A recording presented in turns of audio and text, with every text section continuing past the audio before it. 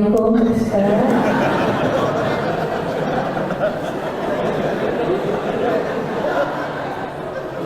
Dua kali saya terkejut.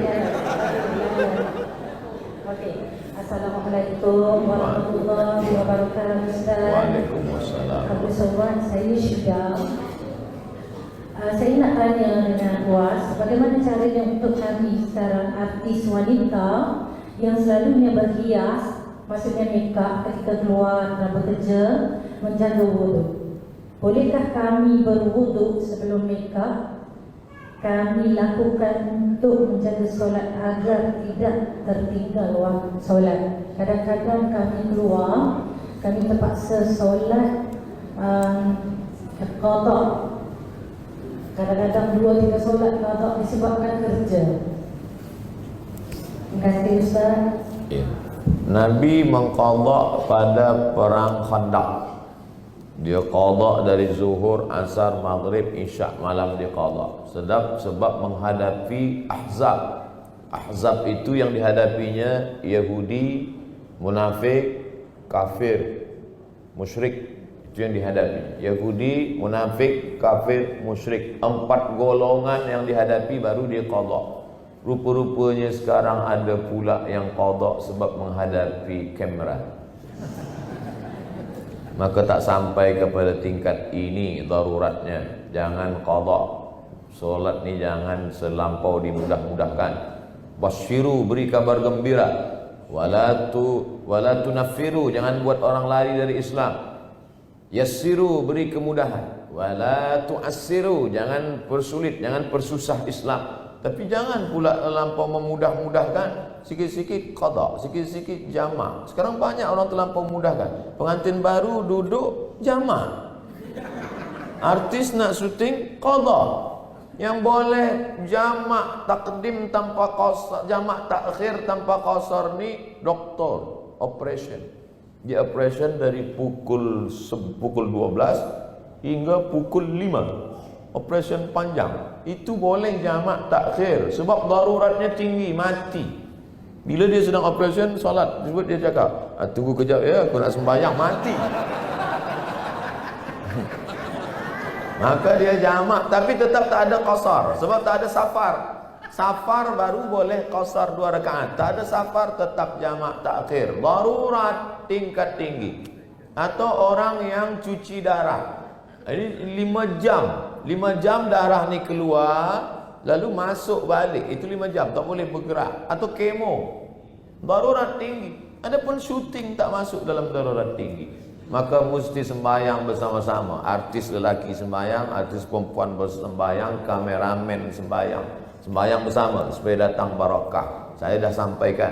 Nak ikut, tak nak ikut, neraka jahanam dah siap. Wallahu a'lam bishawab. Ustaz ni cakap dia keras betul tak? Saya cakap saya hati lembut.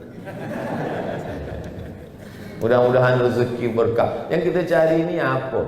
Rezeki dicari pagi, petang, siang, malam. Kalau tak ada berkah, berkah datang dengan solat.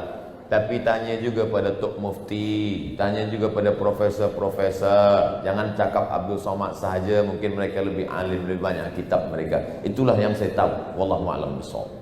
Baik, Datuk.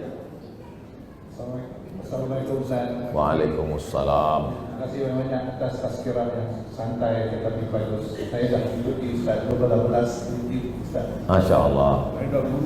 Saya Adi Abdul Rahim, siap surau ini. Siap dah 18 tahun dah.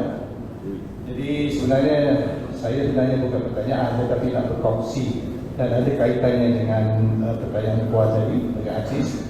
Saya difahamkan yang ini adalah tazkirah eksklusif untuk artis di mana Ustaz akan menyampaikan apa yang baik kepada artis dengan harapan supaya artis yang mempunyai pengaruh tinggi, pengikut yang beribu-ribu boleh merubahkan apa yang sepatutnya di luar. Ya. Jadi saya rasa ini adalah satu amanah besar yang patut dipikul oleh semua artis dan saya cuma berdoa dan berharap semua artis-artis yang ada di sini dan di luar sana dapat menyampaikan apa yang baik, sama daripada Ustaz Samad yang terdengar ini dan di YouTube yang sudah berpuluh-puluh tu. Kerana apa yang saya lihat, keadaan akhlak dan keadaan akhlak kita, akhlak anak-anak remaja kita di luar sana sudah agak ketika yang perlu dibentuk semula, ya. Jadi saya rasa pihak artis boleh memainkan peranan yang penting. InsyaAllah. Kerana saya rasa mereka memikul amanah yang besar. Mereka sajalah, mereka adalah menjadi idola pada semua, dan apa yang mereka buat akan diikut. InsyaAllah. Terima kasih Ustaz. Terima kasih. Kalau saya bagi tazkirah pada 100 orang lelaki mendengar khutbah Jumat saya, itu yang betul-betul mendengar 50 saja. Yang 50 lagi sudah naik ke Sidratul Muntaha. Dari yang 50 itu, yang ingat kaji hingga balik tinggal 30. Yang 20 tertinggal di tepi jalan. Dari yang 30, yang pandai menyampaikan ke orang di rumah hingga 20. Dari yang 20, yang didengar oleh anak bini dia tinggal 10. Itu kalau saya sampaikan pada 100. Tapi kalau saya sampaikan tazkirah pada 10 artis, maka sama saya sedang menyampaikan kepada 10.000 orang. Sebab satu artis dia ada follower. Followernya ini terbagi dua, satu haters, satu lovers. Cuba tengok video YouTube soal jawab Ustaz Samad bersama Musawarah. Musawarah ni komuniti artis-artis taubat Indonesia. Soal jawab bersama orang biasa ditonton 200.000 orang. Tapi soal jawab yang sama bunyinya, jawapannya sama, ditonton oleh artis 3 juta orang. Sebab apa? Orang merasa tertarik, dia tengok thumbnail. Artis ni kalau dia baik, dia cepat masuk surga. Tapi ke neraka cepat juga. Tapi insya-Allah yang suka tazkirah yang hadir ni insya-Allah membawa umat kepada surga. Ini belia-belia kita semua, kalau sudah dia suka pada artis, dia tergila-gila pada artis, semua dia ikut. Cara makan artis dia ikut, cara minum, senyumnya pun dia ikut. Oleh sebab itu, artis jangan berfikir tentang diri dia saja, dia ada makmum yang ramai di belakang. Makmum itu bernama follower. Sila puan. Assalamualaikum Ustaz. Waalaikumsalam. Saya Nurul Hidayah. Saya bukan artis. Soalan saya, zaman yang sebelum moden ni, kita macam tadi ada soalan berbentuk macam mana kita nak menepis fitnah, ataupun kita dapat fitnah tu kita nak bertaubat dan minta maaf kepada orang yang kita sebarkan fitnah itu.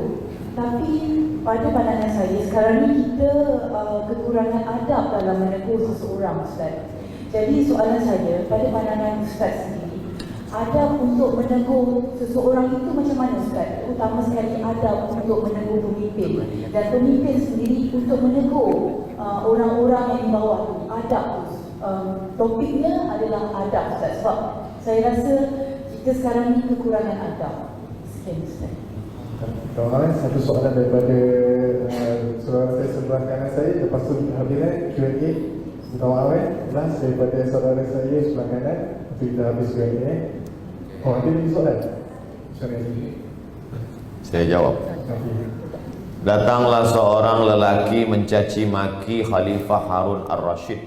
Harun Ar-Rasyid, engkau jahat, engkau pemimpin tak adil, engkau mungkar. Kata Harun Ar-Rasyid, cuba tengok firman Allah tentang Musa kepada Fir'aun.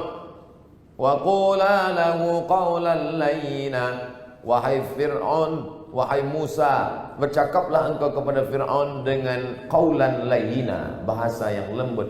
La'allahu yatadzakkara aw yakhsha. Mudah-mudahan dengan itu dia ingat pada Allah dan dia takut pada Allah. Kata Harun Ar-Rasyid, engkau tak sebaik Musa dan aku tak sejahat Fir'aun.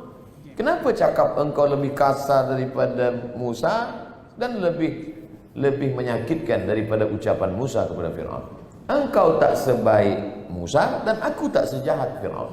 Oleh sebab itu ada adab-adab. Kita ada ulama, kita ada parlimen, kita pula tinggal di negara demokrasi, maka disampaikan melalui cara-cara yang sesuai dengan kehidupan modern tanpa meninggalkan adab Islam, moral, Islamic morality, etik, akhlakul karimah. Maka insyaAllah bila kita sampaikan innama anta munzir, wahai Muhammad SAW, engkau hanya menyampaikan saja, lasta alaihim bimusaitir, engkau tak ada kuasa untuk memaksa orang lain, la ikraha fiddin, tak ada paksaan dalam agama. Maka afa anta tukrihun nasa hatta yakunu mu'minin, apakah engkau memaksa orang lain sehingga orang percaya?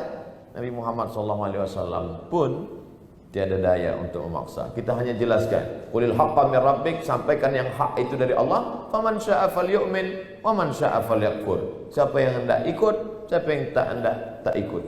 Ancaman dari Allah Subhanahu wa taala. Mudah-mudahan kita tetap berpegang pada akhlakul karimah.